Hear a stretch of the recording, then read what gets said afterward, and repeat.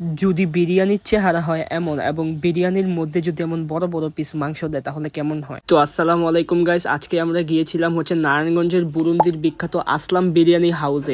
তো আপনারা সবাই দেখা মাত্রই বলতে পারেন আসলে এদিকে তো ভিড় কেন, এদিকে কেউ মারতেছে নাকি? আসলে মারতেছে না ভাই, এদিকে ভাই সবচেয়ে বড় বিখ্যাত বিরিয়ানি আসলাম বিরিয়ানি হাউস, তাই এদিকে অনেক ভিড়, লক্ষ লক্ষ কোটি কোটি মানুষ, দেড় মানুষ এদিকে আসে।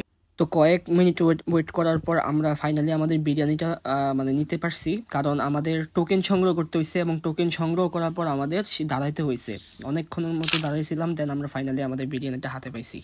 বিরিয়ানির টেস্ট সম্পর্কে যদি বলি, বিরিয়ানির টেস্ট ছিল খুবই মজা, কারণ বিরিয়ানির আমরা যারা নর্মালি বিরিয়ানি খাই তাদের সেই বিরিয়ানির সাথে বিরিয়ানি মিলালে হবে না, এই বিরিয়ানি একবারে বেস্ট, কারণ এই বিরিয়ানিতে তোমরা হাই কোয়ান্টিটির মাংস পাইতেছো, প্লাস তোমরা এই বিরিয়ানিতে মশলার পরিমাণ খুবই বেশি, এবং তোমরা তোমাদের রিকোয়ারমেন্ট মোতাবেক ফুল প্লেট, হাফ প্লেট এবং কোয়ার্টারের মতো পাবা, যা 300, 200 এবং 100।